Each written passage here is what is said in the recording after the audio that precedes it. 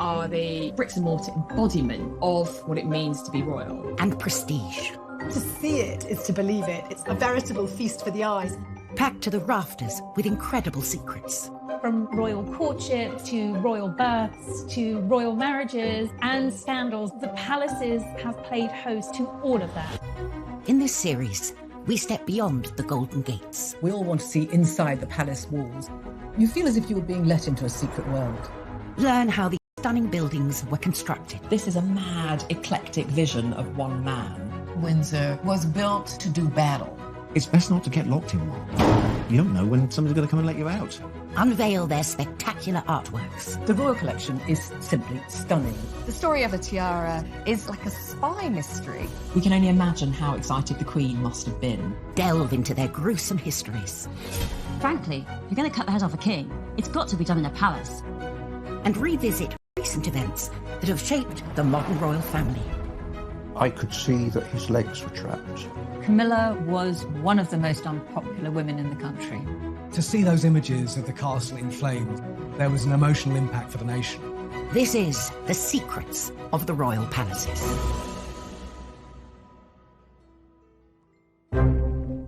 This time, we go behind the scenes with the builder who took on one of the most complex renovation jobs in the Windsor Castle restoration. We'd got 2 draftsmen drawing for the best part of a year before we even started to make anything. Get an inside look at the residents accommodating an ever-growing royal family, Kensington Palace.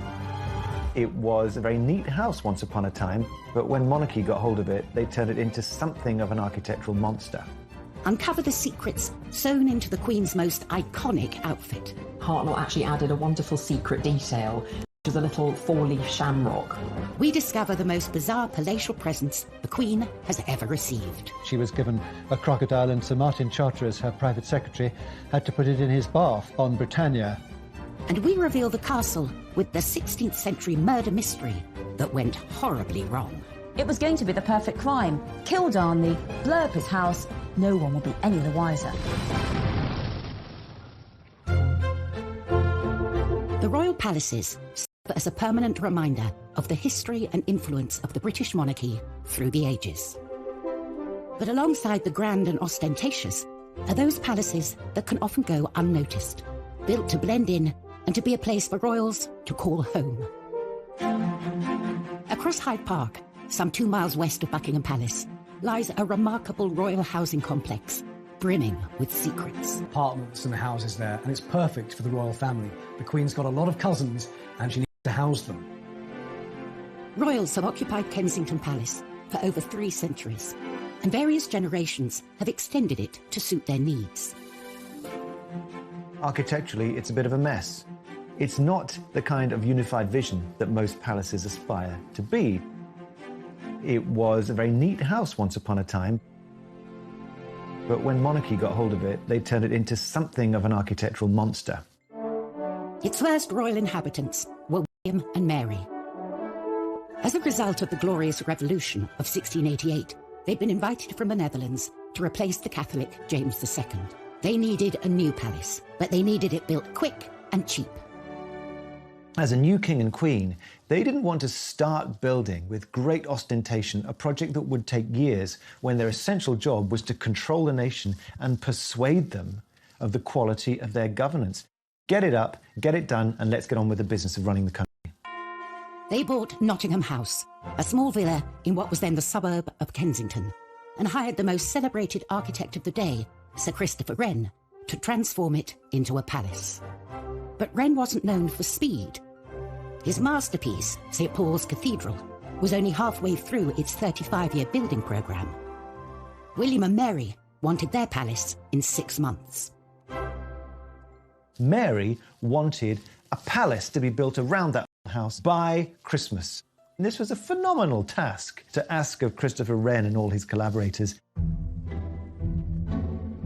It was a bit of a bodge job, really. It was about trying to extend and build on what was already there and do so very, very quickly. With such a tight deadline, the builders cut corners. Kensington is notoriously badly built. It's had a whole series of structural props and failures. and Wren's masons just threw it up too quick. 5 months into the project, these shortcuts led to tragedy. A vault collapsed, crushing a carpenter.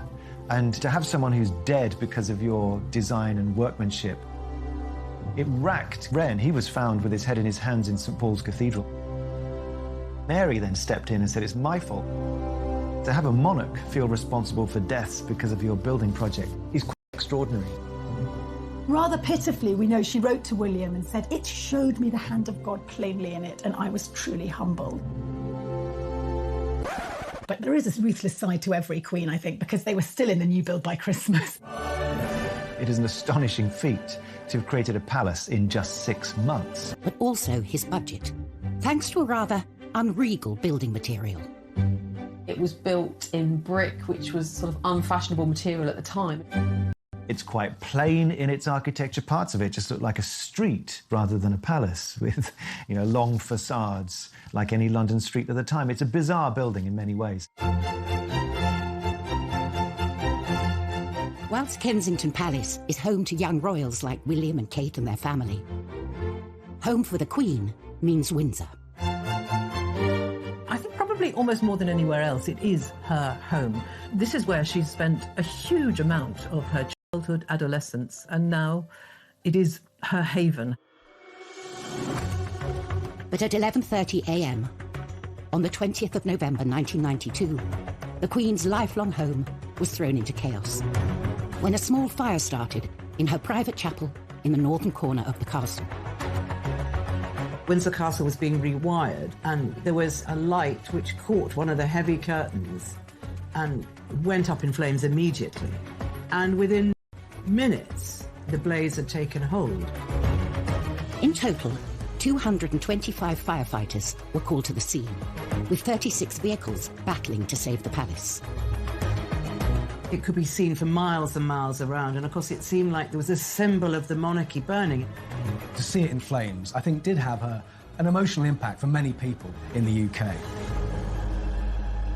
And no one felt that impact more than the Queen herself. The Queen was at Buckingham Palace and she was informed about the fire, and she got to Windsor as soon as she possibly could. She arrived to find the palace she calls home burning out of control. It was clear to see that it was very distressing for her, watching the fire sweeping through and people desperately trying to tackle the blaze. As firefighters battled to bring the fire under control, the royal family leapt into action and helped organise a rescue mission to save the castle's many priceless treasures from the path of the raging flames. They formed a human chain, masterminded by Prince Andrew, who knew every inch of that castle. As a child, he'd explored it, and he knew where all the secret back passages and everything else were. The Queen was shocked, but she is pragmatic. She gets on with it, and she realised that she had to be part of the effort to save what they could. And they did. The royal family were part of the chain there to get stuff out. We can reveal that in the end, only 2 works of art were lost in the fire. The blaze took 15 hours to bring under control. What had started as a small electrical fire in the royal chapel had spread outwards into 2 of the palace towers and totally destroyed in rooms, had been completely destroyed. It was so dramatic and so terribly sad. And the next day, the Queen surveyed the ruins, and as she walked through the charred remains of some of her possessions, she seemed like a little old lady, who had lost something so treasured to her. Despite the devastation, the plan to rebuild started straight away. There was a competition for the redesign, won by a firm of architects who worked with oak specialists, Venables Brothers. We'd got 2 draftsmen drawing for the best part of a year before we even started to make anything. Initial reports suggested repairs would cost up to £60 million, could take 10 years for the castle to dry out. Once you've got the job, you realise the size of the task that you've undertaken. And the question of exactly what form the reconstruction would take involved some controversial decisions. The Queen and the Duke of Edinburgh really were in charge of the restoration. They had a dilemma. Do they try and restore rooms back to exactly how they were? Could they even afford that? Or do they do something different? My blood pressure went up and I think I went grey in the process. Coming up on Secrets of the Royal Palaces, we reveal the secrets of the Tudor toilet. Going to the loo with Henry VIII was the top job in the Tudor court. And we go behind the scenes of the greatest historic building project ever attempted in 20th century Britain. The design that they came up with was absolutely stunning and probably the most complicated piece of oak joinery we've ever been involved in.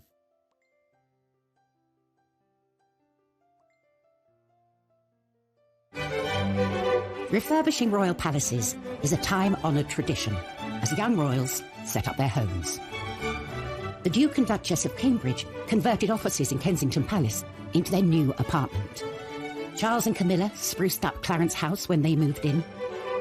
And Meghan and Harry reportedly spent £2.4 million overhauling Frogmore Cottage. But these renovations pale in comparison to the monumental task that faced the royals at Windsor Castle. In November 1992, a devastating fire ripped through Windsor Castle, destroying more than 100 rooms. From the ashes came a radical plan to rebuild the castle, a plan the royal family would personally take charge of. There was a restoration committee headed by Prince Philip, who was extremely good at organising all these things. Central to the renovation was a redesign of the room at the epicentre destroyed. But rather than rebuild it, they came up with a whole new concept: the octagonal lantern lobby. Chuck Venables and his brother were the oak specialists chosen to take on the job. The design that they came up with was absolutely stunning and probably the most complicated piece of oak joinery we've ever been involved in. The shaped ribs were so difficult to draw as they changed shape. We had to form them in plasticine. And there was no getting away from the palace residents. Prince Philip has always been very keen on design, and he's extremely artistic. I'm sure he had plenty to say. I remember the first time I met Prince Philip on site. It was very pleasing to talk to him and see that he understood what we were doing and wanted to make sure that it was put back properly. After 18 months of hard work on the lantern lobby, all that remained to be fitted was the pièce de résistance, the lantern itself. For Chuck, this was a heart-in-mouth moment. We'd never actually got the chance to check that the lantern or the lid would fit onto the roof, so we were all very, very nervous. To add to the pressure, the boss decided to check on their progress. The Queen opened a window and started to watch what was going on. So, of course, everybody was absolutely petrified. Finally, we got the message to say that it fitted. The room had completely transformed, but the royal family wanted to mark the site where the terrible fire had started. Prince Philip left his own mark on the new lobby. Some of the stained glass windows in the chapel were designed by Prince Philip, and they depict some of the happening of the fire into the new fabric of the castle. A permanent reminder of the fire, forever etched into the historic building. As well as the creation of the lantern lobby, all the staterooms have been carefully restored to their former glory. I think the restoration work at Windsor Castle has been done really well. The detail and the intricacy of the work is plain to see. Only 5 years to the day of the fire, the castle was reopened with a lavish ceremony. Reconstruction costs had come in at just over half the initial estimate. For recognition of their work, Chuck and his brother were invited to attend. The Queen walked straight up to my brother and started talking to us, and we were both completely lost for words. She did say how restoring the Queen's home, it was about preserving the heritage of this country in many ways. When you look at the pictures of what it was like after the fire and how it looks now, I think the restoration there has been fantastic.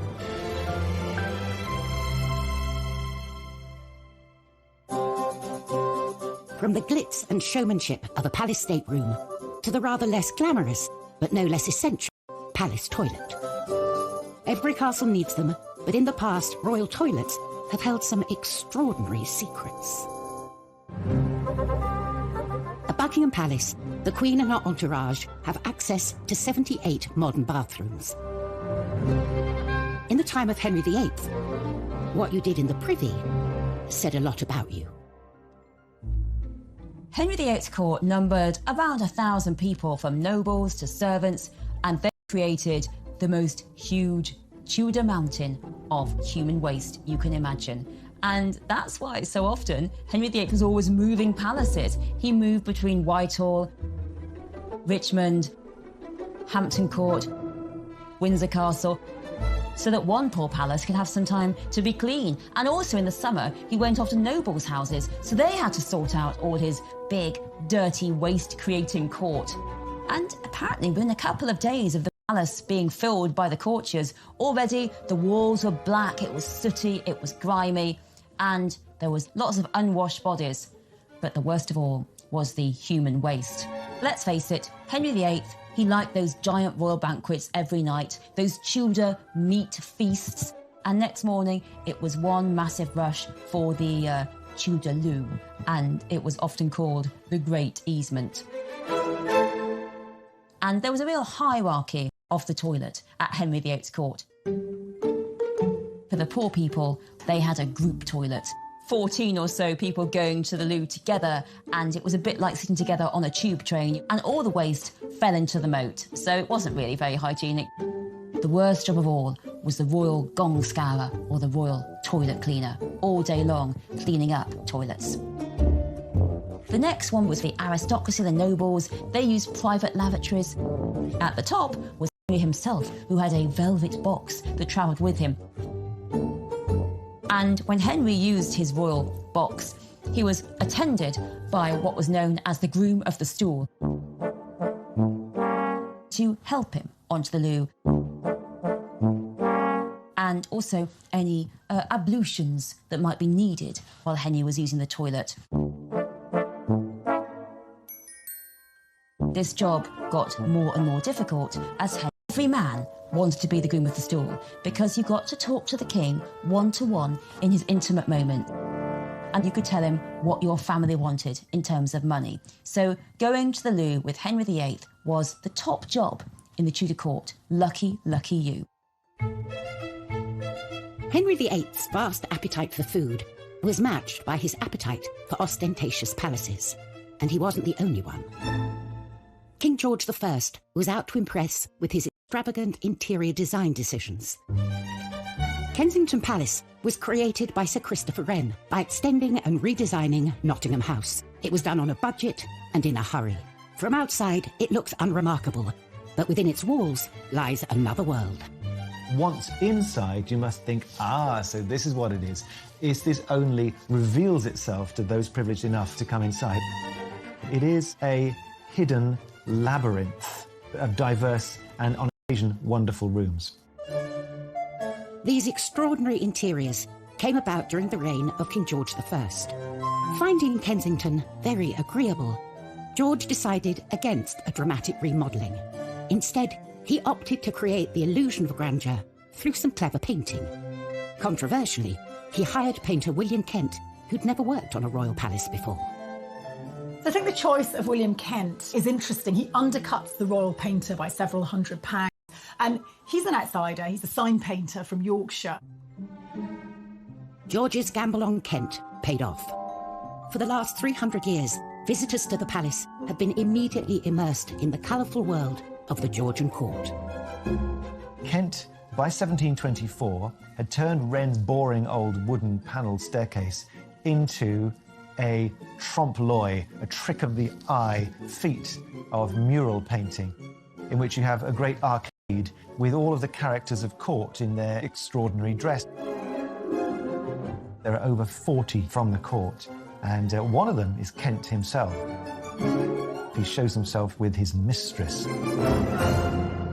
The lively scene also includes some of the lowlier members of the court.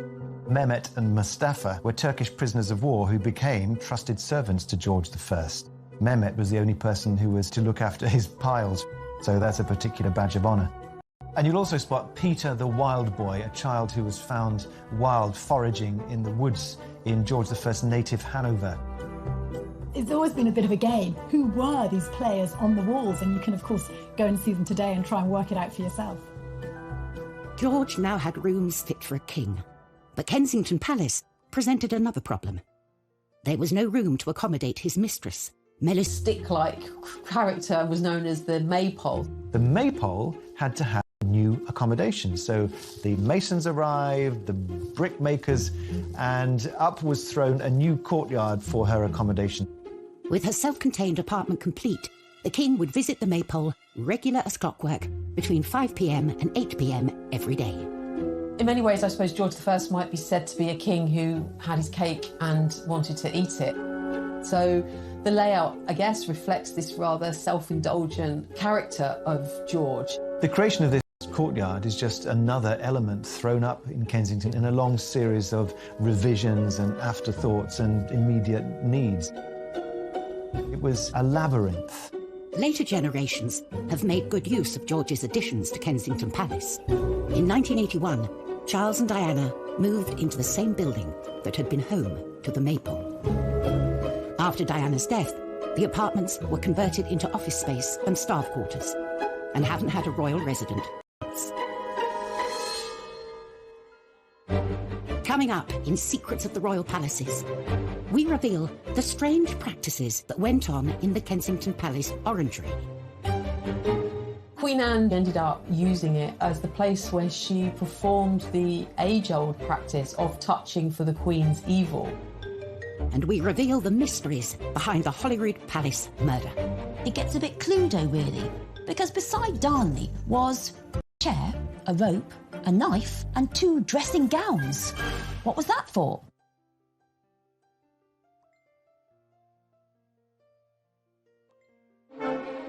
Since the reign of Queen Victoria, Buckingham Palace has been the monarch's HQ, a symbol of the prestige of royalty.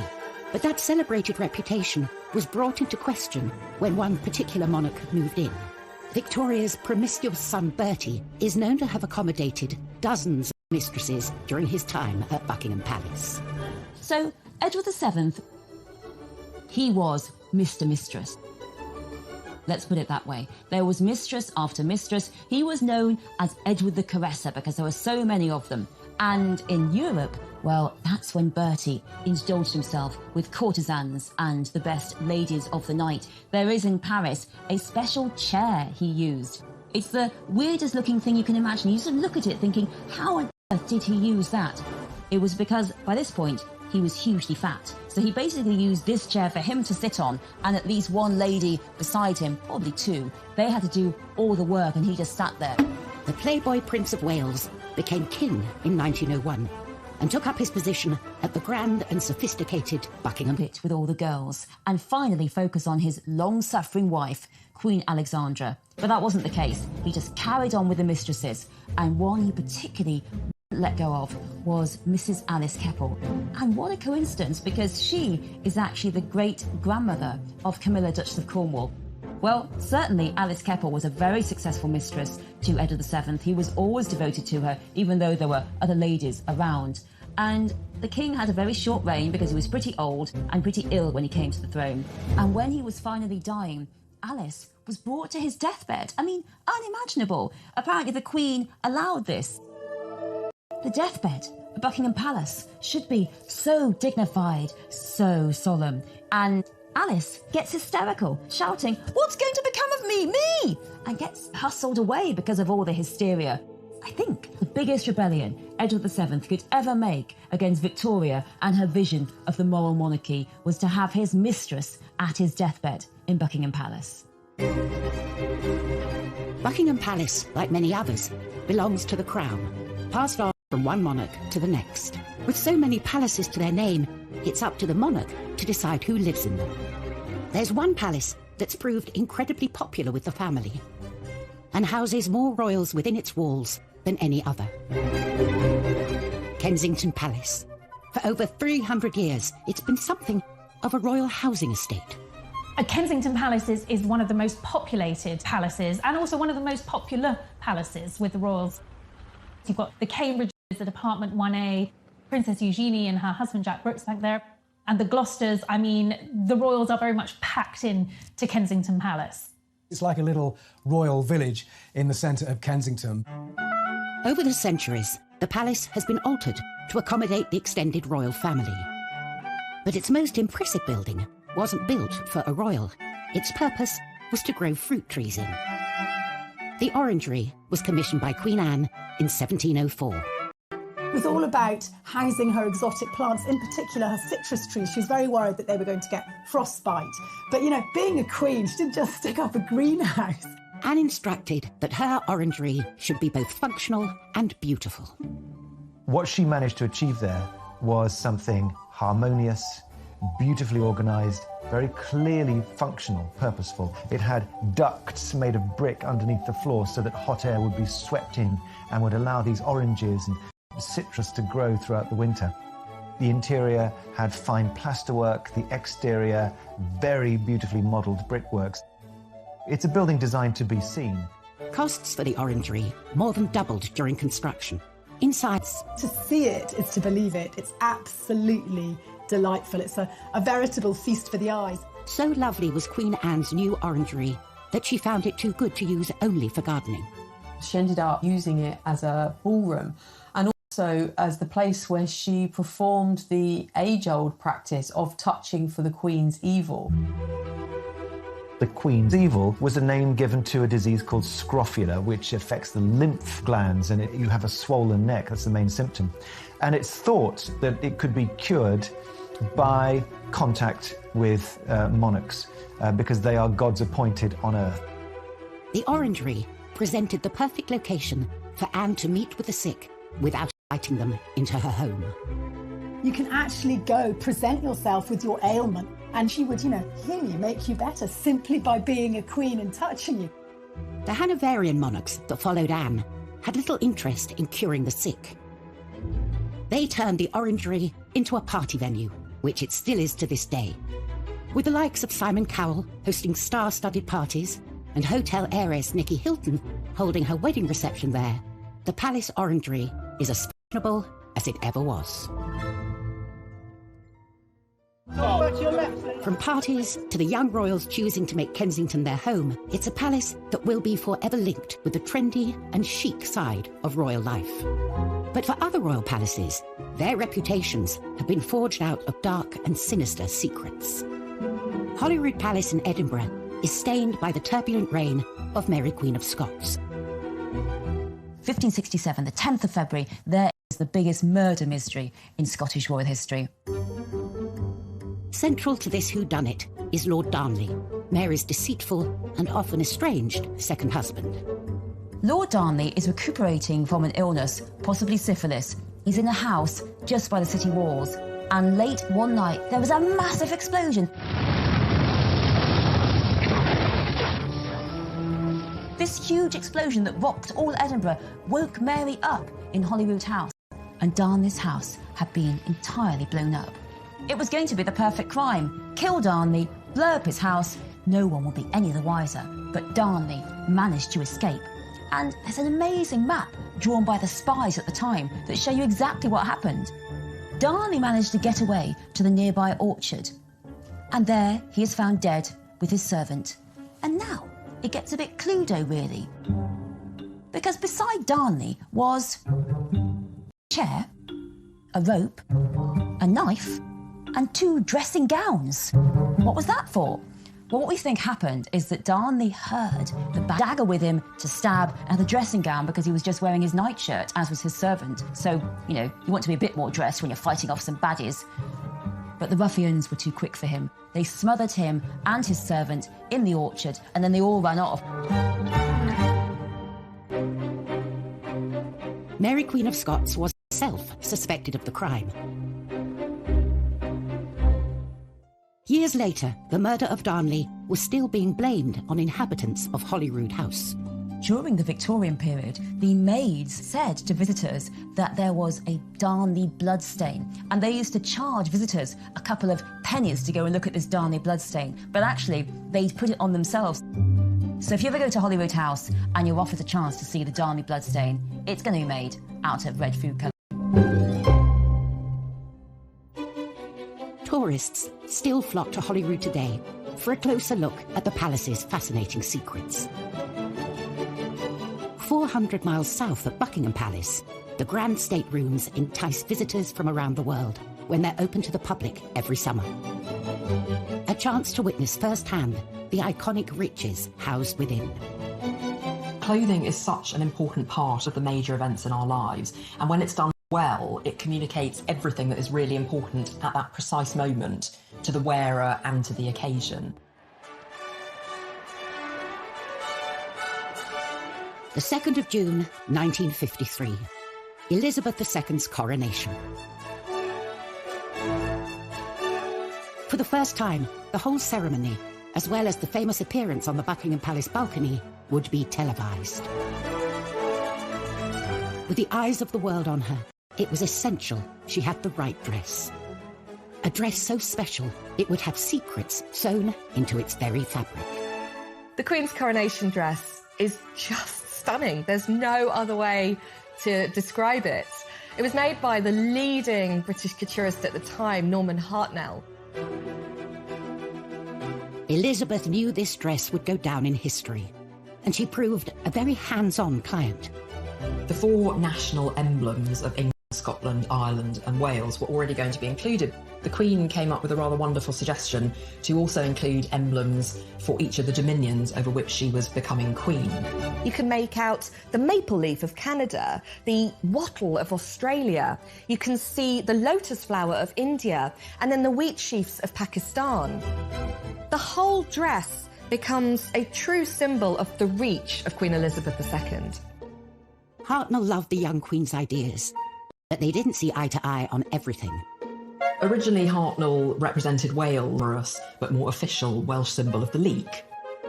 Despite the Queen's attention to detail, there was one secret that Hartnell managed to sneak past her. Unknown to the Queen, Hartnell actually added a wonderful secret detail, which was a little 4-leaf shamrock, which he placed on her left skirt, just underneath where her hand would be resting in the ceremony.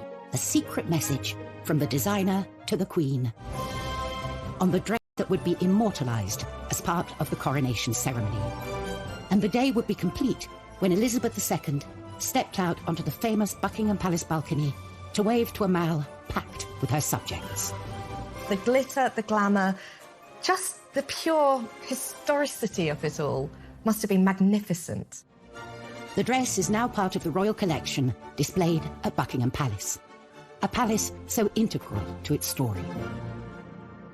Coming up on Secrets of the Royal Palaces, step inside the top secret dressing rooms of Elizabeth I. These were her secret spaces where the makeup went on and no man could go. And we unearth some of the most unusual gifts housed within the palaces. The gift was a massive 6-foot-long grasshopper made by the French surrealist artist François-Xavier Lalanne.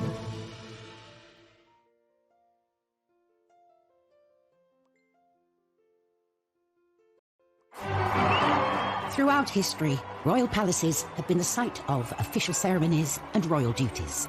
But when the crowds depart and the cameras turn off, it's a different story. They become spaces where the monarch can put their feet up and truly be themselves. Space one particular queen would have been very grateful for. Elizabeth I, she's one of our most recognisable English monarchs. Bright red hair, this white skin, extravagantly dressed, all the jewels. But she wasn't vain. The Queen did all this excessive amount because she had to. Her image was so vital to her. She knew that people had to see the Queen as majestic, as perfect, as healthy. Because if the Queen wasn't beautiful and healthy, it was thought that the kingdom wouldn't be beautiful and healthy. Protecting and preserving the regal image of the Queen became a top secret operation.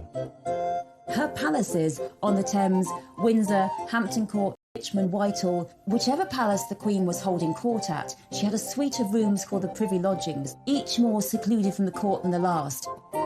These were her secret spaces where the dress, where the makeup went on, and no man could go. Only her private ladies went with her, and they helped her with her makeup.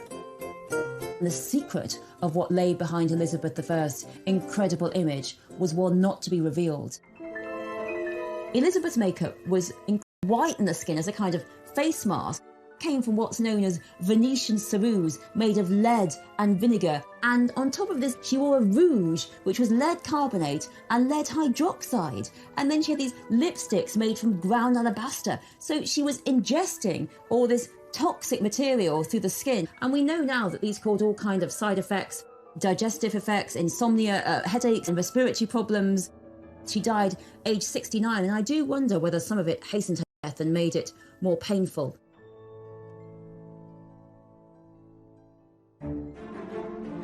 Whilst monarchs through the ages have felt the pressure and politics of keeping up with royal expectations, it's certainly a job that comes with some impressive perks. Gifts are part and parcel of being a royal. Cellars and storerooms at Buckingham Palace and Windsor are full of trinkets and oddities given to the Queen and her family over the years. One of the times when gifts are exchanged are during a state visit. When you think that she's been on the throne for over 70 years, and each year there's been at least 2 state visits, you can imagine the amount of things that she's collected. A treasure trove of wonderful and sometimes weird gifts. Over the years, the Queen has received some really bizarre gifts, from 500 tins of pineapple to horse semen, which was probably quite ideal for someone who is interested in breeding horses. She's also been given a whole host of exotic animals. One occasion she was given a crocodile, and Sir Martin Charteris, her private secretary, had to put it in his bath on Britannia. In 1972, the President of Cameroon even sent the Queen an elephant called Jumbo, which was put on a plane and flown over to Britain. One thing you don't want to do is give her something she's already got. One man didn't have to worry about that. The President of France, Georges Pompidou, hosted the Queen and Prince Philip in a state visit in 1972.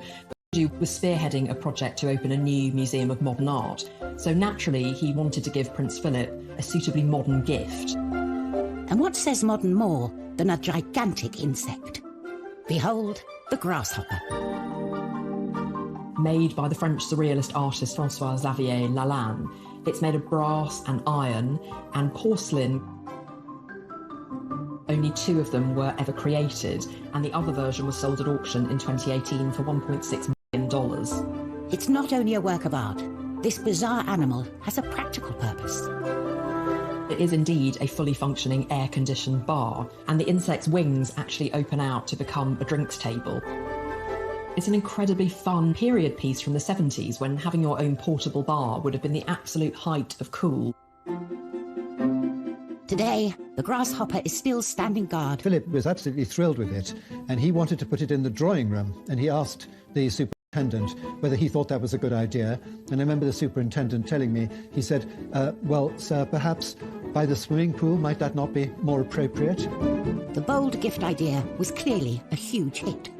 Anyone for a grasshopper cocktail? Next time, we go inside Holyrood to reveal the true story of Mary, Queen of Scots. The plays, the films that have been made about her extraordinary life, it's personified in that Northwest Tower. We uncover a royal fake that could be worth a fortune. What if the Queen's copy was actually worth £50 million? And a case of history repeating itself at Buckingham Palace. It was around 30 years before that Harry was seen on the balcony doing exactly the same thing to his cousin, Princess Beatrice.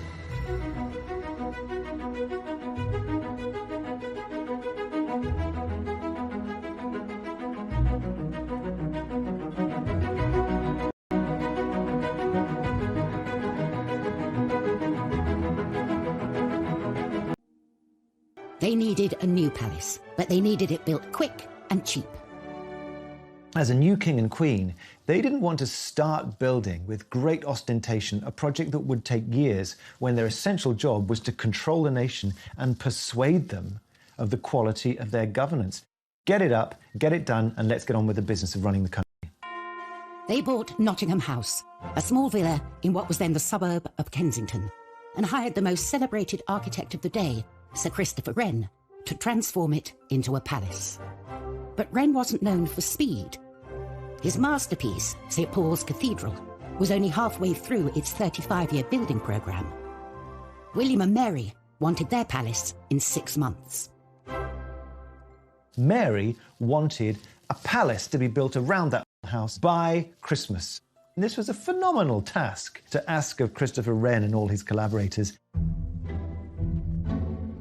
It was a bit of a bodge job, really. It was about trying to extend and build on what was already there and do so very, very quickly. With such a tight deadline, the builders cut corners. Kensington is notoriously badly built. It's had a whole series of structural props and failures, and Wren's masons just threw it up too quick.